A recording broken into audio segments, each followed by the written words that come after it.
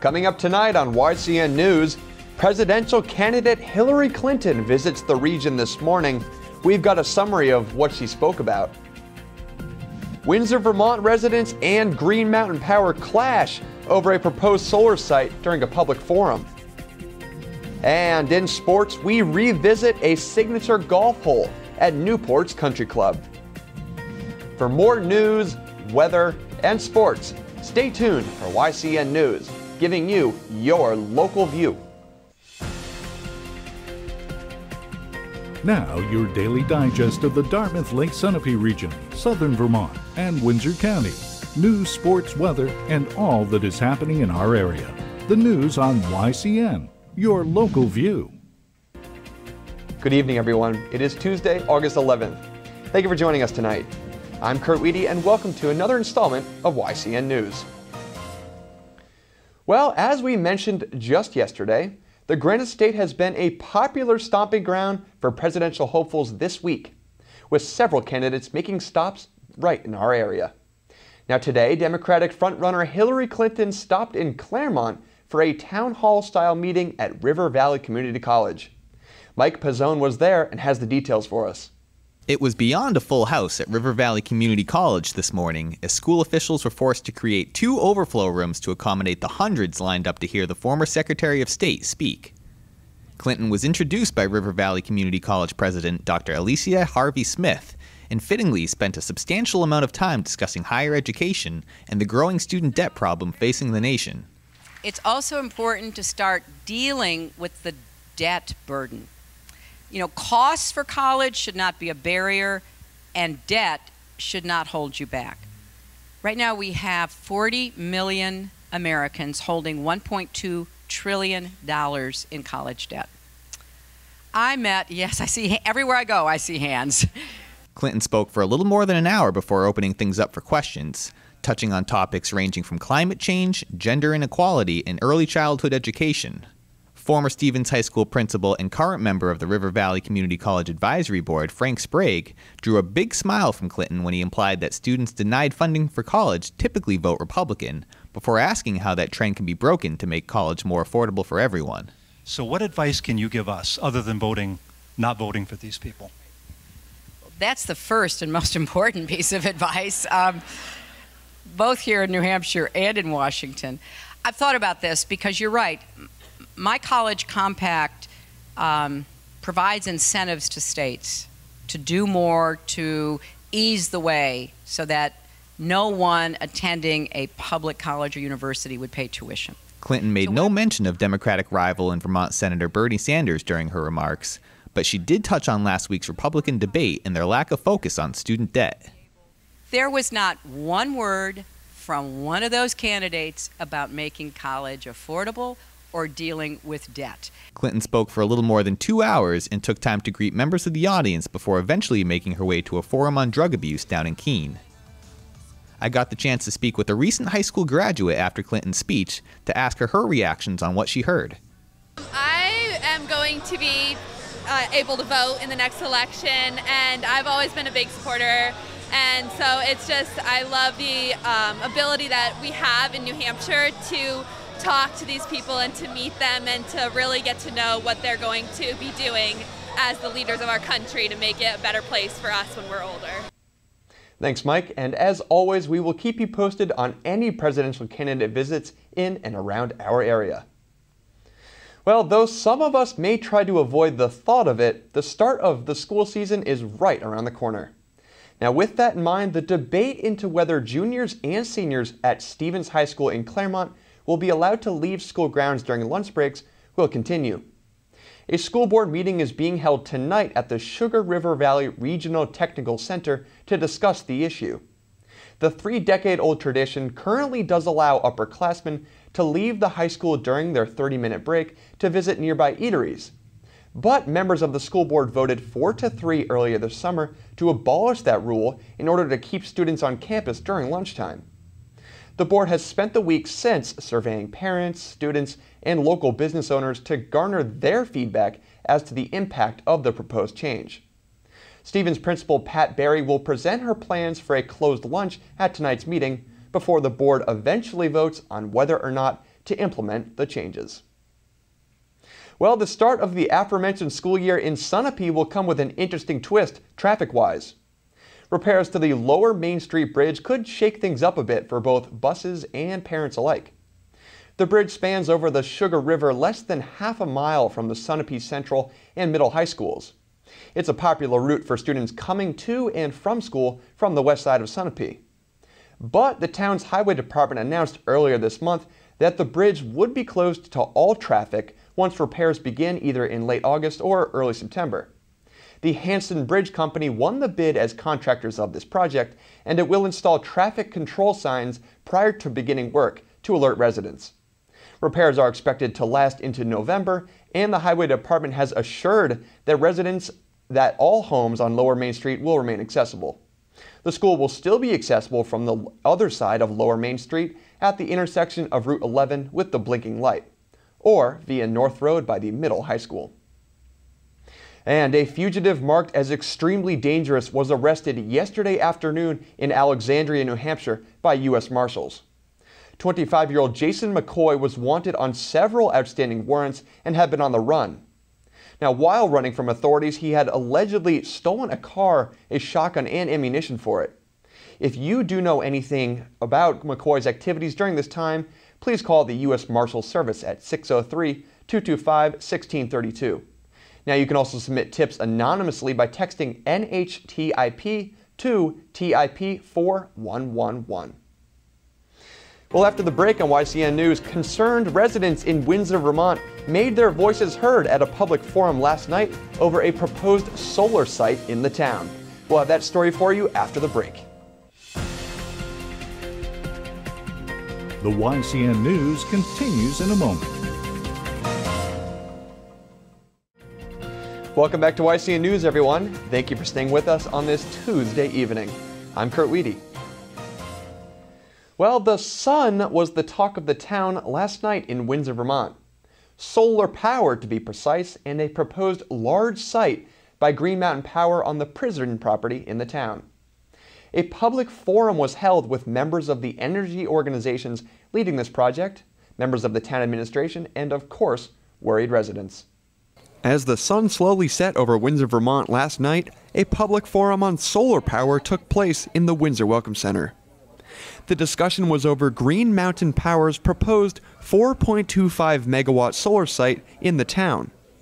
The site would bring around 1,900 solar panels onto a large plot of land near the Southeast State Correctional Facility.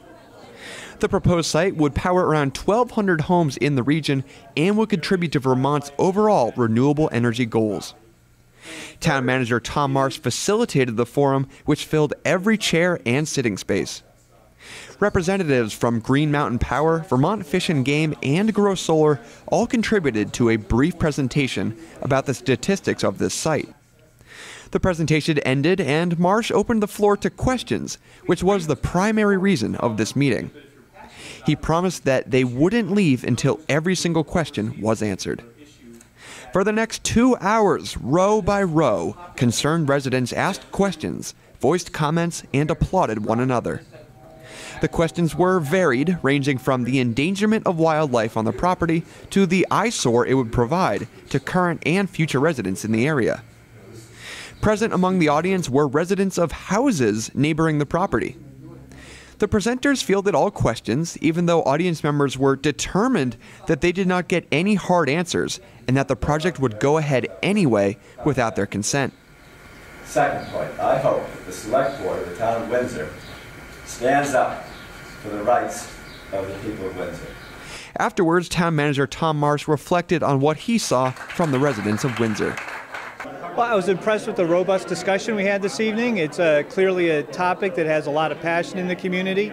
There's a number of issues: land use, wildlife management, aesthetics, that I think all were well represented, and I appreciate the expertise the Green Mountain Power, Buildings and Grounds, and Fish and Wildlife brought to the meeting. I'm not sure everybody heard answers that they wanted to hear, but I think that they got direct answers on their questions. Overall, Windsor residents were not in favor of this proposed 19,000 panel site and continued to voice their concerns to each other after the meeting had ended. Now we will continue to follow this developing story and bring you the latest details as it progresses. Well, in New Hampshire, the state has been cited as the best state to live in for disadvantaged children. A report issued by personal finance site Wallet Hub listed the Granite State as #1 ranked in the lowest percentage of children in households with below poverty income. Other top states on this list include New Jersey, Minnesota, and Connecticut, while other lists included rankings for food security and nutrition. Although New Hampshire nabbed the #1 spot in this category for disadvantaged children, Mississippi and the District of Columbia ranked last among all states in the nation. And finally, here's a notice for any hunters in the Granite State, specifically bear hunters. The season begins on September 1st, but there's one simple rule in place this time. You can't use chocolate for bait. The New Hampshire Fish and Game Department issued this rule against solid chocolate or any candy containing chocolate. In 2016, the use of baked goods containing any chocolate will also be restricted. Now you may be asking, why is chocolate banned? Well, it contains ingredient theobromine, which can be toxic to bears and other wildlife that may consume the bait, including bear cubs and other woodland creatures. Currently, the statewide bear population is estimated at about 5,500 animals, and last year hunters killed 786 bears in the Granite State. Well, after the break on YCN News, River Valley Chronicle, Abby Peel, filling in for Elizabeth Durazio, speaks with Chelsea Williams, who is the training coordinator at Wise of the Upper Valley. We'll be right back with that. The YCN News continues in a moment. Welcome back to YCN News. I'm Mike Pizzone. Well, it was a pretty wet one out there today, and it looks like things will be pretty similar for the better part of tomorrow. Showers will likely continue off and on throughout the evening, with winds of up to 5 miles per hour and temperatures bottoming out at about 61 degrees. Tomorrow will begin partly sunny with a high of around 77, but there's a 50% chance for more showers late in the morning and through the afternoon. Skies will begin to clear up tomorrow evening though, making for partly cloudy skies with a low of 56 degrees. And the sun will be back out in full force Thursday with clear skies and a high of 74 during the day, before a mostly clear evening with a low of around 57 degrees. Now let's take a look at our community calendar to see what's happening in the region. Windsor, Vermont's Concert on the Common series will continue tomorrow with a free performance by Davy Davis at 6 p.m. on the State Street Commons. Audience members are encouraged to bring a blanket or chair to sit on, and more information can be found online at windsorvt.org. The Charlestown VFW Post Hall on Lovers Lane Road will host its weekly bingo night tomorrow with games beginning at 6:30 p.m. Food and soft drinks will be available, and games are the primary fundraiser for scholarships and other community donations. Crown Point Country Club in Springfield, Vermont is hosting a fundraising golf tournament Friday to benefit the American Legion Post 37 baseball team out of Bellows Falls. The cost is $75 per player and limited space is available. Call the number on the screen to find out more.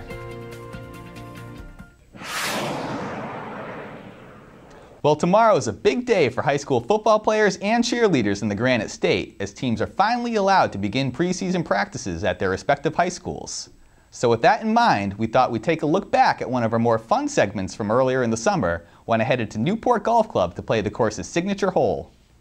I'm here at the scenic Newport Golf Club in Newport, New Hampshire, and we're going to be joined by Vince Molesky, the PGA professional here at Newport Golf Club, and we're going to play the scenic 4th hole. It's a par 3, just about 200 yards, and we're going to talk to Vince about what makes this the signature hole on the golf course.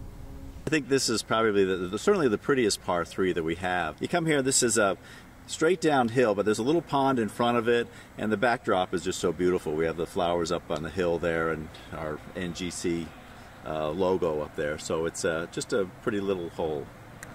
And where does it rank among the handicap and difficulty on the course? Well, this is the 14th handicap hole, so it's not the hardest, but it's the third hardest of the par 3s. We do have a one on the back that does make it a little tough, but just a nice change as you go into a difficult par 4 coming up number 5.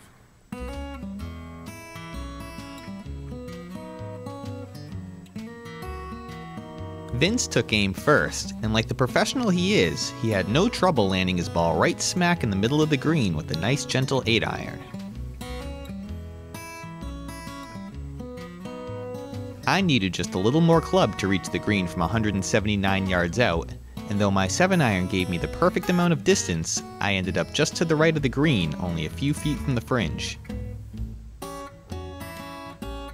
I had a tricky little chip for my second shot with a pretty large slope just beyond the hole, and while I was initially happy with my line, thinking I may hit the pin and drop in, my ball rolled well past the hole, leaving me a good 12-foot putt back up the hill.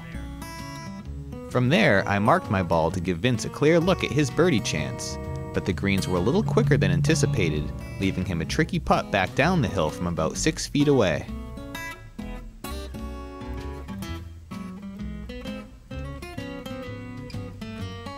I made sure to take my time to read the green before rolling my par attempt, and though I seemed to have the speed down pat, I ended up leaving the ball about an inch to the left of the cup for a pretty satisfying bogey.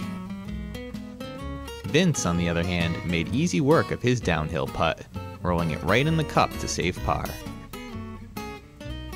Well, thanks a lot for having us, Vince. That was a whole lot of fun, and we can see why that's clearly the marquee hole in this golf course. Well, thank you very much. We appreciate you coming out, and certainly come to the Newport Golf Club in the sunshine town of Newport, New Hampshire. And to find out more information on how to book a tee time or more information on the course, you can visit the website on the screen. Turning to baseball, the New Hampshire Fisher Cats will try and bounce back from a pair of back-to-back shutout losses over the weekend when they welcome Akron to town tonight at 7. The Cats are currently 5.5 games behind the first-place Reading in the standings. And that wraps up your look at local sports. I'm Mike Pizzone. Thanks, Mike. Well, tonight we will continue our Capital Connection series for this week. Host John O'Connor picks up his conversation with Steve Geller. Now, Steve is the executive director of SEVCA, which stands for the Southeastern Vermont Community Action Group. Stay with us.